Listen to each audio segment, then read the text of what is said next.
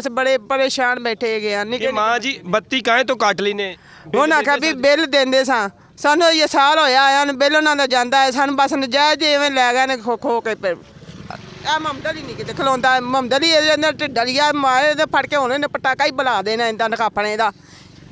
अस्सलाम वालेकुम नाज़रीन, आप देख रहे हैं 44 टीवी। मैं आपका मेज़बान सरदार जवेद अशरफ डोगर। मैं इस वक्त मौजूद हूँ पीरूवाला रोड नज़र बन के पास मौजूद है, नई बादी है।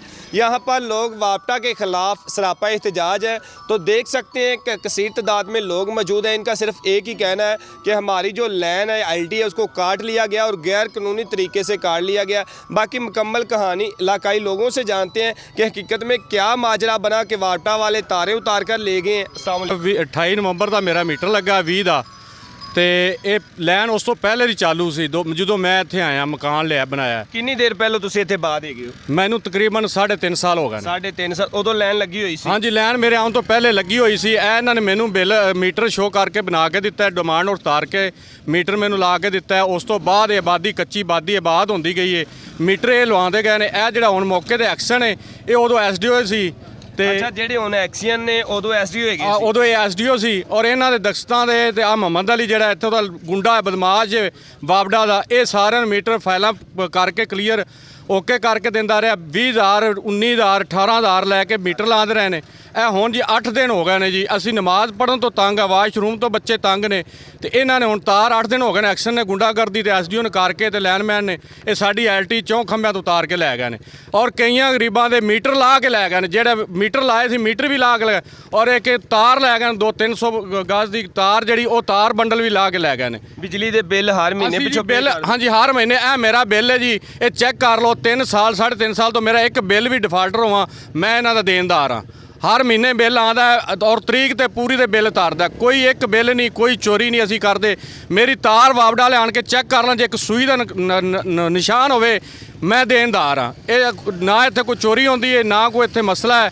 ਇਹਨਾਂ ਨੇ ਦਿਨ ਰਾਤ 8 ਦਿਨ ਹੋ ਗਏ ਨੇ। ਹੁਣ ਜਦੋਂ ਨਾ LD ਉਤਾਰੀ ਹੈ ਤਾਂ ਉਹਨਾਂ ਕੀ ਮੌਕਫ ਰੱਖਿਆ? ਉਹਨਾਂ ਕਿਹਾ ਜੀ ਇਹ ਗੈਰ ਕਾਨੂੰਨੀ ਹੈ, ਗੈਰ ਕਾਨੂੰਨੀ ਹੈ। ਅੱਜ 6 ਸਾਲ ਹੋ ਗਏ ਇਹਨੂੰ ਲੱਗੀ ਨੂੰ, ਉਦੋਂ ਗੈਰ ਕਾਨੂੰਨੀ ਨਹੀਂ ਸੀ। ਹੁਣ ਜਦੋਂ ਆਬਾਦੀ ਬਣ ਗਈ ਹੈ ਹੁਣ ਇਹਨਾਂ ਨੇ ਕਿਹਾ ਜੀ ਇਹ ਗੈਰ ਕਾਨੂੰਨੀ ਹੈ। ਉਹਨਾਂ ਨੇ ਜੀ ਗੈਰ ਕਾਨੂੰਨੀ ਕਰਕੇ ਤੇ ਆਏ ਨੇ 11 ਵਜੇ ਕੱਟ ਕੇ ਲੈ ਗਏ ਨੇ। ਇਹ ਇਹਨਾਂ ਨੇ ਸੂਰਤ ਹਾਲ ਕੀਤੀ। ਅਸੀਂ ਹੁਣ ਜੀ ਸਾਰੇ ਮਹੱਲੇ ਆਬਾਦੀ ਜਿਹੜੀ ਕੱਚੀ, ਨਾ ਇਹ ਕਲੋਨੀ ਹੈ ਨਾ ਇੱਥੇ ਕੋਈ ਕਲੋਨੀ ਦਾ ਮਾਲਕ ਹੈ। ਅਸੀਂ ਆਪਣੇ ਆਪ ਮਕਾਨ ਪਾਉਂਦੇ ਪਏ ਹਾਂ, ਕਿਤੇ ਇਹਨਾਂ ਨੇ ਸਾਡੇ ਤੇ ਜ਼ਿਆਦਤੀ ਕੀਤੀ।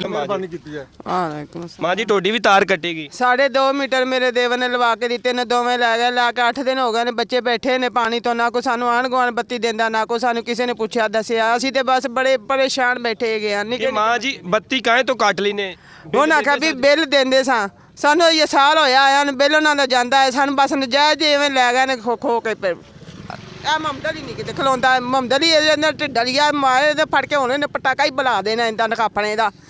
जी नाजरीन, देख सकते हैं यहाँ पर कसीर तादाद में इलाकाई लोग मौजूद हैं। उनका कहना है कि हम हर माह बिजली का बिल भी पे करते हैं और हमारे यहाँ पर जो LT है उसको उतार लिया गया है और उतारने की वजह पूछेगी तो उनका कहना है कि जी ये गैर कानूनी पर LT लगी हुई है। तो यहाँ पर इलाकाई जो लोग मौजूद हैं उनका कहना है 6 साल से ये बिजली यहाँ से चल रही है और हमारे पास यानी कि हमारे जो डिमांड नोटिस है मीटरों के वो भी मौजूद हैं। जो पहले अब एक्सियन है, पहले SDO होते थे, उनके सैन मौजूद हैं। तो यहाँ पर हम बिजली का हर माह बिजली का बिल भी दे रहे हैं मगर फिर भी हमारी बिजली को काट लिया गया है। तो हमारे साथ यकीनन ये ज़्यादती की गई है, हमारी बिजली को बहाल किया जाए। अब ये सियासतदानों के पास जाते हैं, कभी किसी MPA के पास, कभी किसी MNA के पास, वो भी इनकी बात सुनने को तैयार नहीं। मगर यहाँ पर जो लोग मौजूद हैं इनका कहना है कि हमारे घरों में पानी ख़त्म हो चुका है, हम वाशरूम तक इस्तेमाल नहीं कर सकते, यहाँ तक हम परेशान हैं। तो हमारी आला हकाम से अपील है कि इनके जो जायज़ मुतालबात हैं उनको पूरा किया जाए और जो इनकी बिजली को काट लिया गया। अगर गैर कानूनी पर यह बात थे या गैर कानूनी बिजली लगाई गई थी तो इसमें इनका क्या कसूर है? अगर 6 साल पहले वापटा वालों ने लगाई, क्या इन्होंने खुद से ये लाइन लगवा ली जो अब काट ली गई है? अगर लगाई है तो वापटा वालों ने गैर कानूनी लगाई, उनके खिलाफ कार्रवाई होनी चाहिए, उनके खिलाफ यानी कि कोई जंगजोई की जाए ताकि जिन लोगों ने ये करप्ट निज़ाम को पहले रजिस्टर नहीं किया तो तार लगा दी या LT लगा दी, उनके खिलाफ कार्रवाई होनी चाहिए थी ना। मगर उनके खिलाफ अपने महकमे को सेव कर लिया, उनके खिलाफ कार्रवाई नहीं की। मगर इन गरीब लोगों का क्या कसूर है कि इन गरीब लोगों को तंग किया जा रहा है? अब 6 साल बाद ये तारें उतार ली गई हैं। तो यहाँ पर अहले महल्ला बहुत ज़्यादा परेशान है। मैं आला हकाम से अपील करना चाहूँगा कि फौरी तौर पर नोटिस लिया जाए और उनकी बिजली को बहाल किया जाए।